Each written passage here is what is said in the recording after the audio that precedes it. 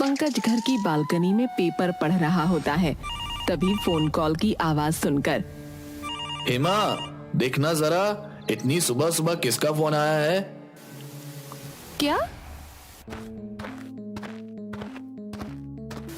अरे क्या हुआ? किसका फोन था? अरे वो माँ जी। क्या हुआ माँ को? रेखा जीजी का फोन था। वो कह रही थी कि माँ जी की तबीयत बहुत ही ज्यादा खराब है। हमें आज ही गांव के लिए निकलना होगा। हाँ हाँ, तुम सामान पैक करो, हम अभी गांव के लिए निकलेंगे। फिर पंकज का पूरा परिवार गांव के लिए निकल जाते हैं। हम कहाँ जा रहे हैं मम्मी? बेटा, हम रामटेक के लिए निकल रहे हैं। तुम्हारी दादी की तबीयत बहुत ही ज्यादा खराब हो गई है। और कितनी दूर है गांव पापा? बस थोड़ी देर में पहुंच जाएंगे बेटा। गांव की सीमा पर पहुंचते ही तेज हवाएं चलने लगती हैं और बादल काले हो जाते हैं। अरे अचानक इस मौसम को क्या हुआ? मम्मी वो देखो, वो लड़की ऐसे मौसम में भी बाहर घूम रही है। कहाँ है? कोई भी तो नहीं है वहाँ। यहाँ आए तो नहीं और तुम्हारी बदमाशियाँ शुरू हो गईं। अरे नहीं नहीं, मैं सच कह रहा हूँ। देखो देखो, उस कुएं के पास वहीं तो खड़ी है वो। कहाँ है? वो देखो वहाँ। अरे वो लड़की कहाँ गई? तभी उनकी गाड़ी बंद हो जाती है। वो सब गाड़ी से नीचे उतर जाते हैं।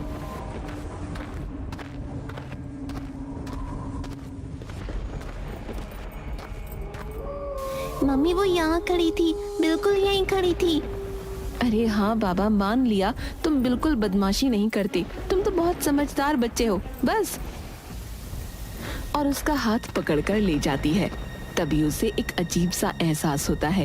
हेमा, पिंकू, चलो जल्दी, गाड़ी चालू हो गई है। कुछ ही देर में वो घर पहुंच जाते हैं। अरे ठीक से लगाओ फूल, मेरा बेटा आ रहा है। अरे माँ, तुम तो बिल्कुल ठीक हो।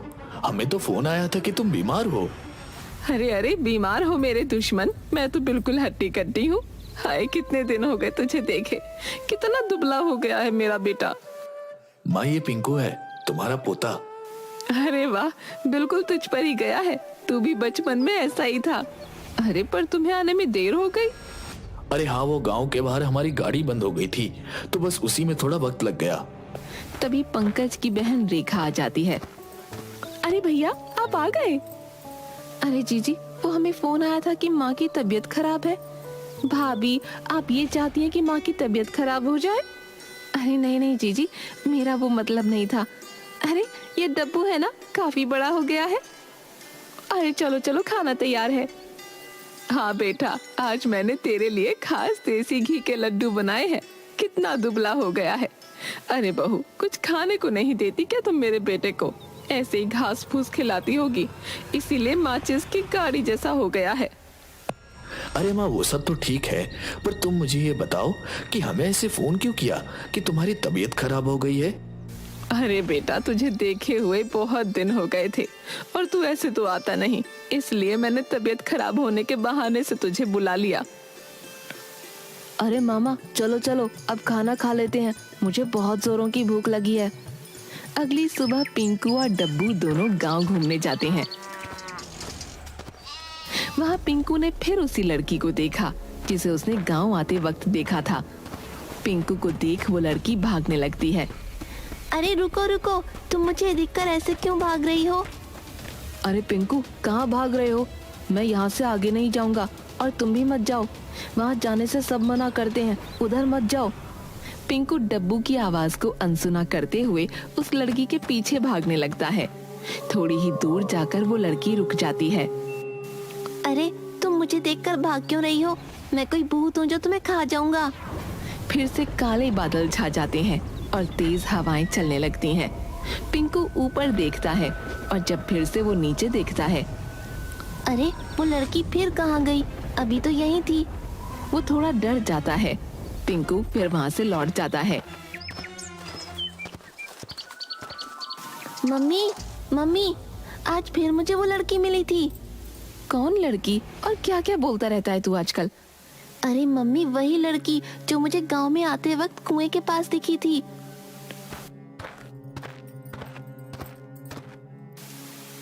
पिंकू, पिंकू, अरे ओ पिंकू, मैं क्या सुन रही हूँ? तू ऐसे अकेले उस कुएं की तरफ क्यों भाग रहा था?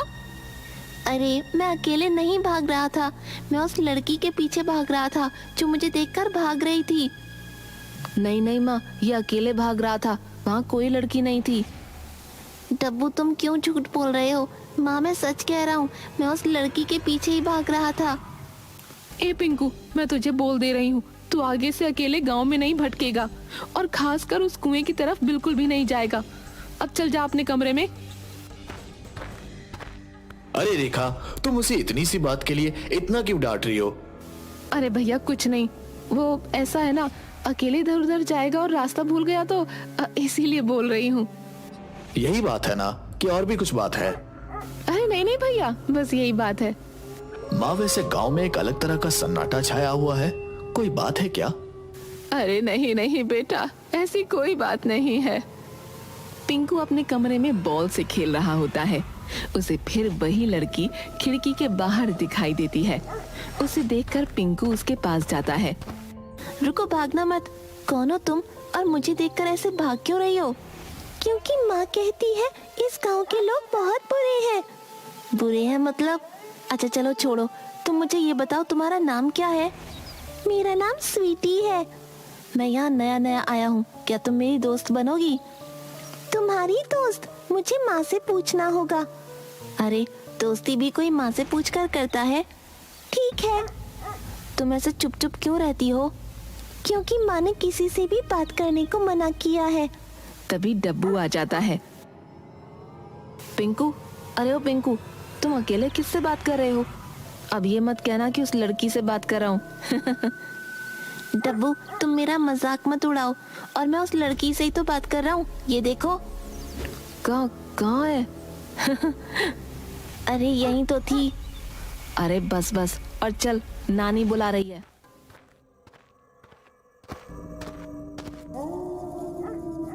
रात को जब सब सो रहे होते हैं, तब पिंकू को स्वीटी की आवाज सुनाई देती है। पिंकू यहाँ आओ, मैं तुम्हारा इंतजार कर रही हूँ। पिंकू आवाज सुनकर घर के बाहर जाता है तो स्वीटी उसे दिखाई देती है। पिंकू चलो मेरे साथ। फिर स्वीटी बिना पलक झपकाए धीरे धीरे कुएं की तरफ आगे बढ़ने लगती है और पिंकू भी उसके पीछे पीछे जाने लगता है। दूसरी तरफ हेमा की नींद खुलती है और पिंकू को पास में न पाकर पंकज, पंकज, पिंकू पता नहीं कहाँ चला गया। पानी पीने गया होगा, नहीं तो वॉशरूम गया होगा। इतनी रात को और कहाँ जा सकता है? नहीं नहीं, वो मुझे उठाए बिना कहीं नहीं जाता। फिर दोनों उसे ढूंढने लगते हैं। ढूंढते ढूंढते दोनों उस दिशा में पहुंच जाते हैं जिस तरफ स्वीटी और पिंकू गए थे। वहां पिंकू को देखकर पिंकू, पिंकू कहाँ जा रहे हो इतनी रात को? फिर दोनों उसे घर ले आते हैं। अगली सुबह, दूध पी ले बेटा। नहीं पीना मुझे, मैं दूध नहीं पीऊंगा। अच्छा तो क्या पिएगा फिर? मुझे खून पीना है। सभी हैरानी से पिंकू की तरफ देखने लगते हैं। पिंकू, तुम्हारी बदमाशी फिर से शुरू हो गई। मैंने कहा ना मुझे खून चाहिए। और दूध का गिलास फेंक देता है और वहां से चला जाता है। पता नहीं यहाँ जब से आया है तब से कुछ अजीब ही बर्ताव कर रहा है। कभी किसी लड़की के बारे में कहता है तो कभी कुछ और ही बदमाशी। कल तो हद ही कर दी, रात को अकेले बाहर घूम रहा था।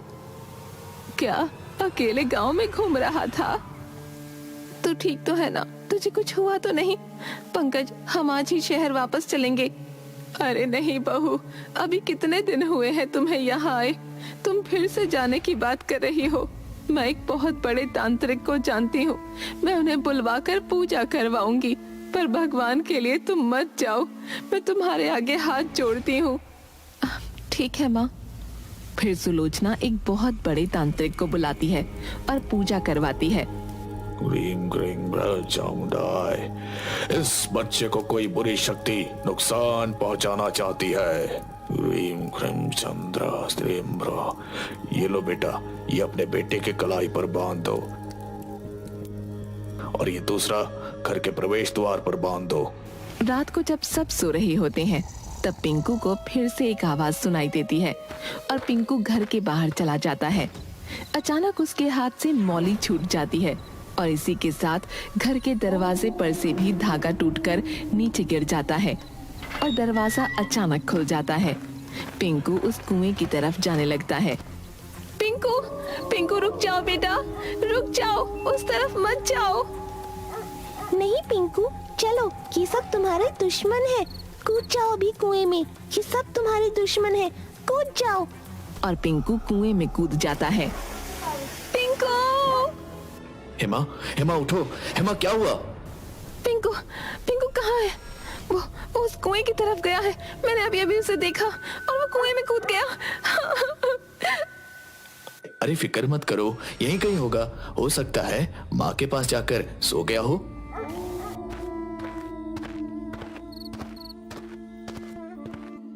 पिंकू, पिंकू कहाँ है? आपके पास नहीं है? नहीं, वो तो तुम्हारे पास ही था ना। नहीं माँ जी, वो मेरे पास नहीं है। फिर हेमा और सभी घबराकर उसे पूरे घर में ढूंढने लगते हैं। माँ, पिंकू तो पूरे घर में नहीं मिला, जाने कहाँ चला गया। मैंने अभी सपने में देखा, वो कुएं की तरफ गया है। हाँ, वो कुएं की तरफ ही गया है, उस कुएं में जाकर कूद गया। माँ जी, मुझे बहुत डर लग रहा है। चलो हम सभी उस कुएं की तरफ चलकर देखते हैं। अरे, इस प्रवेश द्वार का धागा किसने तोड़ा? ये जरूर उस बुरी शक्ति का काम होगा। फिर पंकज और सभी घर वाले पिंकू को मशाल लेकर उस कुएं की तरफ ढूंढने जाते हैं। कहीं ये फिर से उस कुएं की तरफ तो नहीं जा रहा था? कुएं की तरफ? आप सब मुझसे कुछ छुपा रहे हैं। हम जब से यहाँ आए हैं कुछ अजीब ही एहसास हो रहा है। अरे भैया, अब तुझसे क्या छुपाना?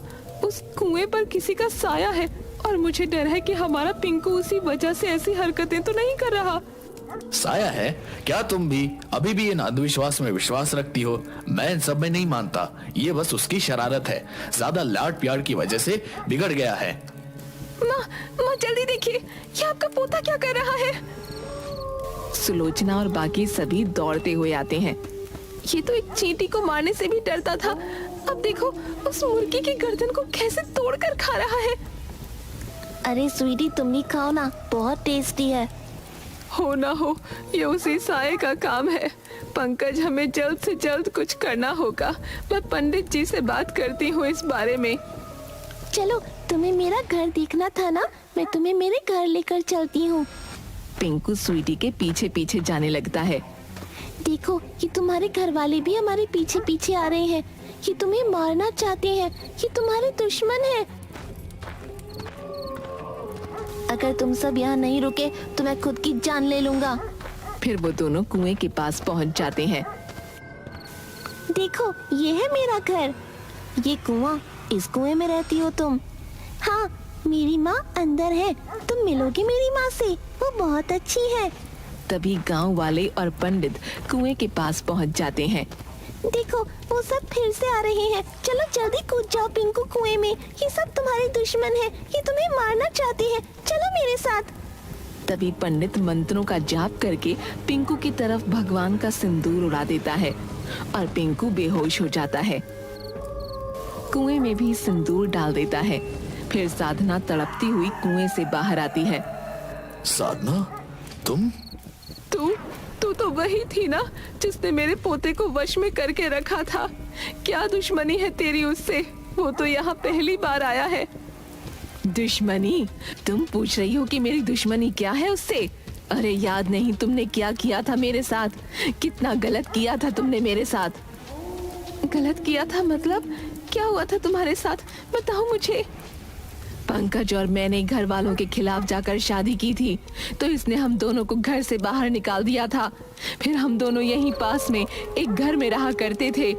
फिर नौकरी की वजह से पंकज भी शहर चला गया, मैं यहाँ अकेली रहा करती थी। तब ये मुझे यहाँ आकर मुझे परेशान करती और पंकज को छोड़ने के लिए कहती, पर हम नहीं माने। फिर कुछ समय बाद हमारी एक बेटी हुई, तब तक पंकज मुझे छोड़कर जा चुका था और इस सुलोचना देवी ने मुझे खुदकुशी करने पर मजबूर कर दिया। इसी कुएं में मैंने अपनी जान दे दी। मेरी बेटी मेरे लिए रोती बिलखती, पर मैं कुछ न कर पाती। तभी से मेरी आत्मा इस कुएं में भटक रही है। हाँ पंकज, हमारी बेटी स्वीटी, पर तुम तब तक मुझे छोड़कर जा चुके थे। क्या मैं छोड़कर चला गया था? नहीं, तुम ही मेरे साथ नहीं रहना चाहती थी, तुम ही तो मुझसे परेशान हो गई थी। पर मुझे तुम्हारी माँ ने कहा था कि अब तुमने किसी और से शादी कर ली है, तुम मेरे साथ नहीं रहना चाहते। पर माँ ने तो मुझसे कहा था कि तुम गांव छोड़कर जा चुकी हो, और तुमने उनसे कहा कि अब तुम मेरे साथ नहीं रहना चाहती। माँ, मतलब ये सब तुम्हारा किया धरा था? तुम हमें अलग करने के लिए इस हद तक गिर जाओगी, मैंने कभी सोचा नहीं था माँ। मुझे माफ कर दे बेटा। माफ कर दूं तुम्हें? तुमने एक बेगुनाह की जान ली है, तुम्हारी वजह से आज साधना मेरे साथ नहीं है, और तुम कहती हो कि मैं तुम्हें माफ कर दूं? मुझे तो तुम्हें माँ कहने में भी शर्म आ रही है अब। पर तुम्हारी दुश्मनी तो मुझसे थी, फिर तुम पिंकू को क्यों परेशान कर रही थी, इसे क्यों मारना चाहती थी? क्योंकि मैं पंकज से बदला लेना चाहती थी। मैं देखना चाहती थी कि औलाद से दूर होने का दुख क्या होता है। पर अब मुझे पता चल चुका है कि वो तुम ही थी जिसने हम दोनों को दूर किया था। मुझे माफ कर दो पंकज, मैंने ऐसे ही तुम्हारी माँ पर विश्वास कर लिया। मैं हेमा, पंकज की पत्नी, मैं तुम्हें बताना चाहती हूँ कि पंकज अभी भी तुम्हें बहुत याद करते हैं। वो मुझे तुम्हारे बारे में बताते रहते हैं। हेमा, तुम मुझसे वादा करो कि तुम मेरी बेटी का ख्याल रखोगी। हाँ हाँ बिल्कुल, मैं उसे अपनी बेटी जैसा ही प्यार दूंगी। फिर साधना की आत्मा को मुक्ति मिल जाती है। चलो हेमा, हमें अब शहर के लिए निकलना है। तू फिर से जा रहा है बेटा? रुक जा बेटा, रुक जा, मुझे माफ कर दे। माफ करने लायक तो कुछ बचा ही नहीं अब। और फिर पंकज उसके पूरे परिवार को लेकर वापस शहर चला जाता है।